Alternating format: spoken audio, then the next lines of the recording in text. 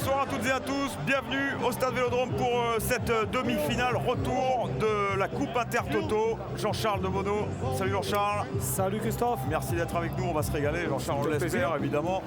D'autant que Marseille est formidablement bien placé dans cette rencontre puisque les Marseillais, je vous le rappelle, ont obtenu un bon match nul, un but partout. C'était au Stade Olympique la semaine dernière et là aujourd'hui, Jean-Charles, on s'aperçoit que le Stade Vélodrome est plein à ras-bord. Les Marseillais ont très envie de ces matchs européens. Une grande nouveauté tout de même, Jean-Charles, puisque Marseille ce soir devrait se présenter avec une défense à 5 éléments. Oui, effectivement, c'est vrai que Jean-Claude Fernandez a changé un petit peu sa tactique de jeu. On se retrouve avec deux stoppers. Donc Abdou Meïté et Abibey couvriront l'axe central de la défense marseillaise. Et puis sur les côtés, Teyo et Ferreira pour fermer ses couloirs et surtout donner la possibilité à Ourouma d'être un petit peu plus libre dans l'entrejeu, mais surtout à Mendoza et Ribéry d'avoir un jeu moins défensif, c'est-à-dire apporter offensivement leur qualité de centre et leur qualité de dernière passe pour Mamadou Niang. Attention à ce ballon.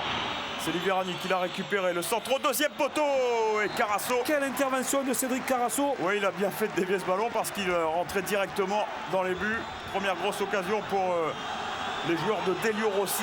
On revoit ce centre. Plein de lucarne, hein, Christophe.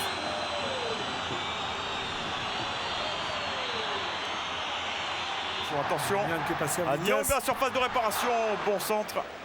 C'était au deuxième poteau pour Mendoza et c'est repoussé par l'équipe. C'est pas terminé. Peut-être pas terminé. Oui. Belleri.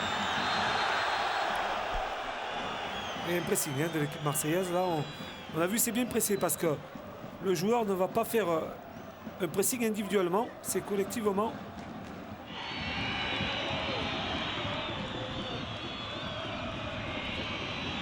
Attention Jean-Charles. Il a beaucoup de chance pour les Marseillais parce que Rocky a raté sa reprise. Hein. C'est vrai que c'était très difficile. Il part dans le dos de Frédéric Dehu. Avec ce ballon qui lui arrive dans le dos. Ouais. Et là, il a loupé la déviation. Mendoza. Niang. Avec une nouvelle faute des Italiens. Il a laissé un peu traîner les pieds. Ce sera un nouveau carton jaune. Cette fois-ci, c'est pour Kribari. Ouais, Kribari qui sera suspendu au prochain match, s'il y a un prochain match. Et ce sera le deuxième poteau, effectivement. Il y avait Mendoza, mais le ballon était beaucoup trop puissant. Le voici, le Péruvien que l'on découvre cette saison.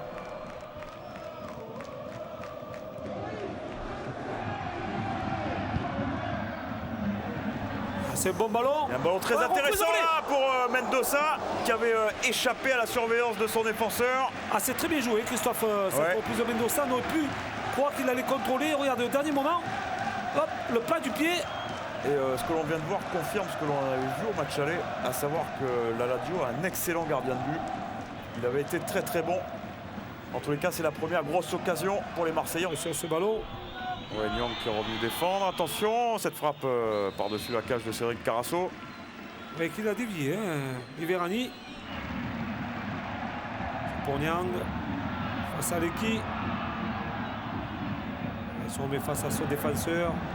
C'est bien joué ça, Ribéry, allez, faut y aller. Ah, dommage. Il y avait, je sais pas qui c'était, je crois que c'était Lamouchi, non? Lamouchi, oui. Qui attendait un centre en retrait. Regardez ce travail. C'est bien joué, voilà.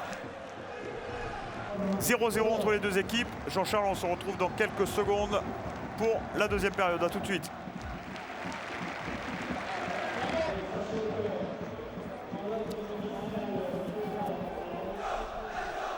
Allez, c'est parti pour la deuxième mi-temps de cette rencontre entre l'Olympique de Marseille et la Lazio de Rome.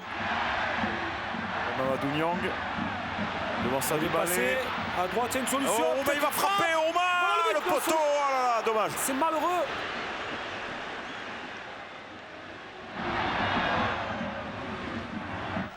Alors regardez la vitesse de Ouma. Allez, avec ses grands raids dans l'axe là. Ah, il y a quelque chose à jouer. Vous l'avez dit, le but. Mamadou Niang. Très ça y est, il a son but. Et il est content parce que il avait loupé quelques occasions lors des derniers matchs. Et il attendait ce but. Regardez comme il s'est jeté. Là, ça fait plaisir à voir. Ouais. Quelle action fabuleuse de Rouma. L'interception dans le rond central. Quelle accélération. Et le décalage sur le côté gauche.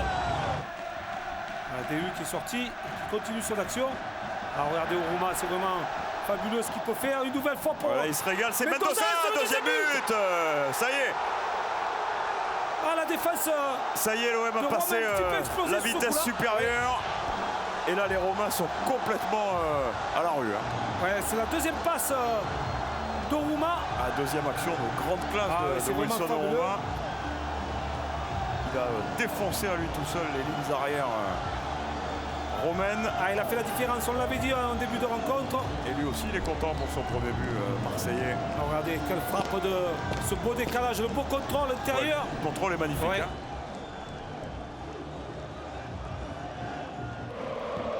Ça joue à une touche. Ah, c'est bien joué de la part de Mendoza.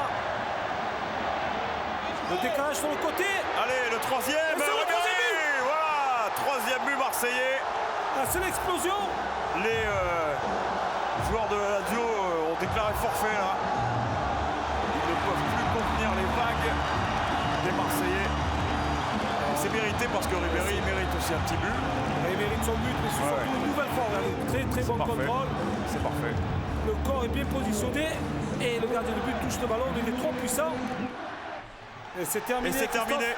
Donc sur ce score de 3 buts à 0, score sans appel, domination totale des Marseillais.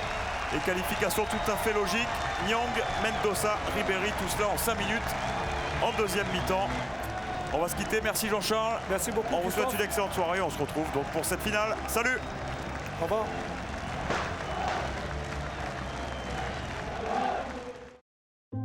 Abonne-toi. Merci.